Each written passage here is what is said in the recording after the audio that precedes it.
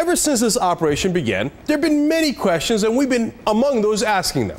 What's our ultimate goal here? Is President Obama doing the same thing President Bush did, but by not seeking authorization for the war? Is this a split the baby approach that cannot work? Did we go in too late, or did we rush in too early without thinking it through? Now, I think these are all legitimate questions, but don't worry. Tonight, I have the answers. First, let me start by saying that after much deliberation, I have concluded that President Obama took the right course of action. I'm sure he'll be really relieved to know that I think so. Right now inside the White House, they're like, oh, Uygur's on board? Oh, thank God. Okay, but let me tell you why. Oh, by the way, before I do that, I should also note that he is following a Bush doctrine, just not the one you're thinking of. But, you know, it's always driven me crazy that no one in the country realized that we had two Republican presidents named Bush who had the exact opposite foreign policy. The first Bush declared a new world order where no nation could unilaterally invade another sovereign nation. Then the second Bush obliterated that policy by unilaterally invading a sovereign country that did not attack us, Iraq in that case. Well, President Obama seems to be following the first Bush doctrine, otherwise known as the New World Order. Now, to a lot of conservatives who believe in black UN helicopters taking over the world, that might seem like a dangerous policy. But they're crazy. In reality, it makes complete sense. Now, if the whole world agrees that we should stop one bad guy from taking over another country or massacring his own people, we step in and take action. But the world must agree. We cannot act unilaterally. And that's what we've got right here in this case. There was a 10-0 vote by the United Nations Security Council. The Arab League was in. Our European allies led the charge. And it was nearly the mirror image of George W. Bush's bungling us into Iraq without any backup. So many of President Obama's traits that drive me crazy in domestic policy wind up actually becoming very helpful in foreign policy when things like this are on the line. Why? Look, in my opinion, he's hesitant to act and always seeks consensus. Now, in domestic issues, this is a huge liability because the Republicans are never going to give him that consensus that he desperately wants unless it's completely on their terms. But in world affairs, acting without consensus leads to disaster. And waiting to make sure everyone is on board is essential. Now, I understand that waiting another week might have cost us some ground in Libya, and I was worried about that throughout. But if the rebels weren't in such bad shape, the other allies might not have signed up as they did at the end. Now, the second question is, even if it's the right policy in theory, will it actually work? Well, that depends on what you mean by work. Now, let me tell you what I think is the worst case scenario. We bring in ground troops, they get ensnared in the middle of a civil war, we get blamed for invading another Arab country, we waste a tremendous amount of money and suffer many needless casualties. Now, the second worst case scenario is that we do nothing, Gaddafi slaughters his opposition, stays in power, and the rest of the dictators throughout the world get the message that the way to retain power is by mercilessly killing your own people. It appears that we have avoided those two options for the moment being. Now, the best case scenario is that we provide air cover for the rebels, and they take out Gaddafi, and we hope for a secular democracy in Libya and move on with our lives. Now, that's still possible and would be terrific. But there is a middle case scenario where we provide air cover, there's more of a fair fight on the ground, and Gaddafi wins anyway. Yes, that's also possible when you don't bring in ground troops. Here's what I say to that. C'est la vie, as our French allies would say. We tried our best, we live in an imperfect world, there's no way I'm sending in ground troops, so we hope that our best efforts through the air and the sea help enough for the rebels to win. Yes, that is splitting the baby, but for good reason, because the alternatives are far worse. I think that is the Obama doctrine, which is achieve consensus, do the best you can, and leave it be. And in this case, I think that's as good as we can hope for. I'm on board. Like I said, I'm sure the White House is relieved. Now let's bring in other voices to have a discussion on this. Joining me now is MSNBC and Nightly News military analyst General Barry Mccaffrey. Also from the New America Foundation, Steven Clemons, publisher of the Washington Note. All right, General McCaffrey, I think you're a little bit more skeptical than I am. Tell me where I've got it wrong. Well, I think, first of all, I think taking down the Gaddafi regime was a good thing to do. We should have done it when they brought down our plane over Scotland. He's a menace to the neighborhood. He was without friends in the Arab world. However, having said that, I would be cautious about asserting we have unanimity. We don't have unanimity in NATO. The Turks and the French are both out of the box. We don't have a command and control system that's agreed on.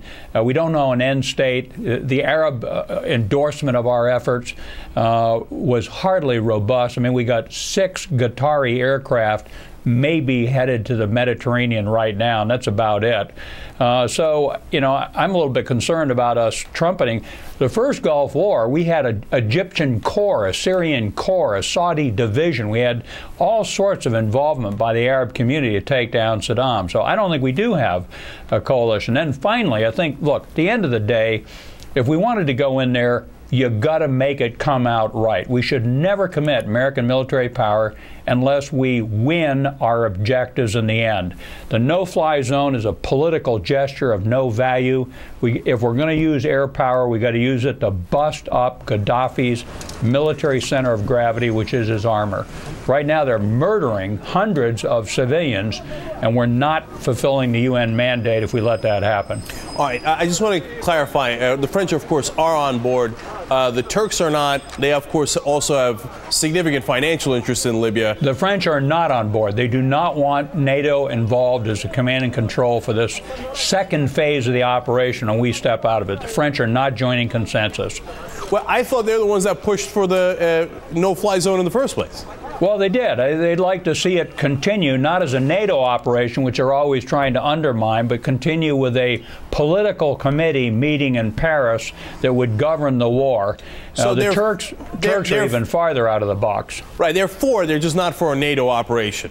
Right, which is the only serious command and control capability other than U.S. unilateral, which is what we've done up until now. We've got a 4-star U.S. Army general as the strategic commander, and we got a 3-star U.S. admiral as the on-scene tactical commander. Right. So this is a U.S. operation so far. Steve, let me go to you. Look, you know, one school of thought is what General McCaffrey states, and it's a fair point, say, hey, if we're going to go in, we got to go in all the way. Otherwise, don't go in at all. Another school of thought is basically what I laid out, which is, hey, you know what? At least the people in Benghazi didn't get slaughtered, and they've got a fighting chance now. And it's better than the 2 other scenarios where we do nothing or we send in ground troops to go, quote unquote, all the way.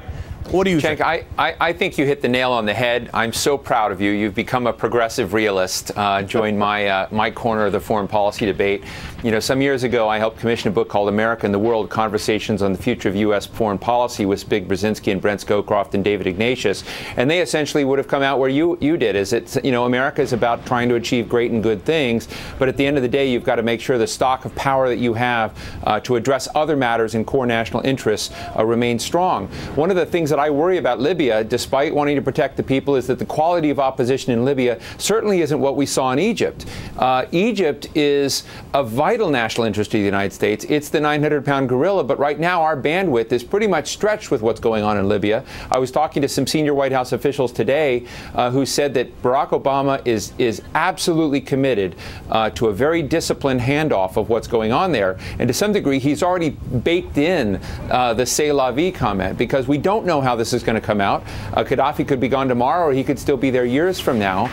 And hopefully we've affected the equation in some way that other players can continue to be stakeholders in whatever outcome. But the United States is not going to be able to determine all of that. And I think Barack Obama is making that happen. And I think you guys are on the same page, interestingly enough. So, Steve, I mean, fill out, though, what General McCaffrey's concern there is. Who are we handing it off to? Because if the French are not fully committed, as General McCaffrey's concerned about, and the Arabs are certainly not fully committed, who are we handing off to? I think General McCaffrey knows that our handoff is going to be optical. You're not going to see the ships and planes and Tomahawk missiles, but we essentially are the keepers of the blueprints and the architecture in the back room, the coordinator of a joint task force from African Command, and so that we can help synthesize these systems. You know, it's the old adage that, you know, it's not just manufacturing things, it's the R&D element behind the scenes, and I think that's what the United States is going to continue to play. I think France sees itself as wanting to own this franchise. For whatever political reasons it has, it wants to maintain a lot more latitude in this, and I think President Obama is perfectly willing to let let Sarkozy play that role. I mean, if there's going to be blowback, it could hit them more than us. But I do think that we will continue doing what they've been saying is we have unique capacities, and those unique capacities are not just drones and tomahawks. They're the ability to synthesize and put together very complex systems in ways that no other country in the world can. Right. And so I think that we'll be playing that role, which will be a background role. General McCaffrey, last question to you.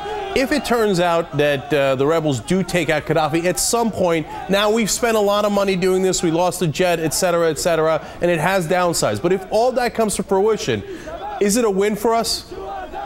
Well, I think taking Gaddafi out is the right thing to do. I can accept a moral argument for saving Benghazi and striking Gaddafi, but I would caution again, when the U.S. commits military power and the President of the United States says Gaddafi must go, if we then take military action involving attack on a sovereign nation, getting allies to come, however reluctantly, in with us on it. And by the way, the French and the Brits would never have started this if we hadn't said, we'll set it up for you. So I think we're in a little trouble right now, and I don't want this to come to a bad ending. I think we ought to make it come out. Better for the Libyan people. You know, Colin Powell's whole statement, if you broke it, you own it. All right, General Barry Mccaffrey and Steve Clemons, editor of the Washington Note. Thank you both for your time tonight. We appreciate it. Thank you, Good to be with you, Cenk.